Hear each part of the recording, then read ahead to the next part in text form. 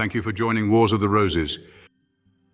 As we begin with Part 1, Foreword and Preface, from The Lost Word, Its Hidden Meaning, by George H. Steinmetz. The Murder of Hiram, see Chapter 8, The Hiramic Legend. From the original painting by A.J. Knapp, never heretofore published, courtesy Philosophical Research Society Library, Los Angeles. The Lost Word, Its Hidden Meaning, a correlation of the allegory and symbolism of the Bible with that of Freemasonry and an exposition of the Secret Doctrine by George H. Steinmetz, with a foreword by Manly Palmer Hall. Dedication to the Masonic research group of San Francisco who are striving to hasten the day when the chrysalis of that living, pulsating spiritual masonry shall emerge from the cocoon of the dead school, which now entombs it, and assume its rightful place in the affairs of men intended by the Supreme Architect. Forward, it is good to know that the literature of philosophical masonry is being enriched by sincere and thoughtful scholarship. The wisdom, strength, and beauty of the Masonic rituals and symbols, the magnificent traditions of the craft, and the wonderful heritage of moral, ethical, and spiritual values which it brings to these troubled times deserve the admiration and respect of all practical idealists. For nearly 3 centuries, free and accepted Masons, as individuals and as members of a worldwide fraternity, have labored together faithfully and unceasingly as architects and builders of human society. Everywhere they have contributed to progress and have dedicated their lives, their honor, and their worldly goods to the twofold cause of universal brotherhood and universal enlightenment.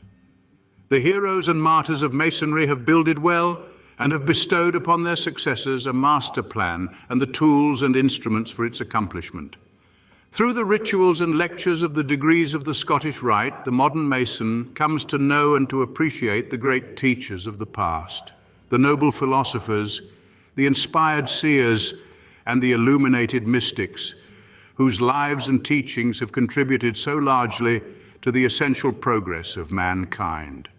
The wonderful work of that most learned sovereign Grand Commander of the ancient and accepted Scottish Rite for the southern jurisdiction of the United States, General Albert Pike, has greatly advanced the philosophical side of modern Masonry. His scholarship has pointed the way to the restoration of esoteric Masonry. To his genius, the order is indebted for a broader and deeper vision of the origin and destiny of the fraternity. Through him, the modern brother comes to realize the place of Freemasonry in the descent of the sacred mysteries of antiquity. It is most important that the scholarship of Masonry should grow and unfold, deepen and enrich, along with the physical prosperity of the order. The true strength of the craft is measured not in terms of material accomplishment alone, but in terms of personal dedication to the service of those eternal truths veiled by the luminous symbols of the craft.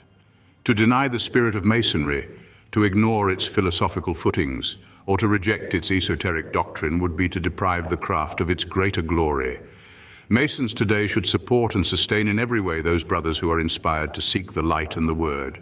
Through their generous and untiring efforts, the literature of philosophical Masonry is increasing, and each new work is brought, like the first fruits of the harvest, to the altar of the great architect of the universe. Masons, encourage your brothers in their search for the deeper truths. Masonry is a spirit, and those who would truly understand its mysteries must approach them in spirit. Masonry is a quest, an eternal search for the answer to the riddle of life. Masonry is a university, a college built without the sound of hammers or the voice of workmen. Masonry stands for universal education and is itself a house of universal education. All knowledge leads to the divine presence. Never forget that the lodges, whether they be on the tops of mountains or in the depths of valleys, are under the shadow of a mighty wing. It is with the deepest and sincerest pleasure that I've examined this manuscript by Brother George H. Steinmetz. Having written considerably on Masonry and related subjects, I know his problems and share his dreams and convictions. I know that this book will be well received and that Masons everywhere will welcome his research and findings and will gain new inspiration for their own studies.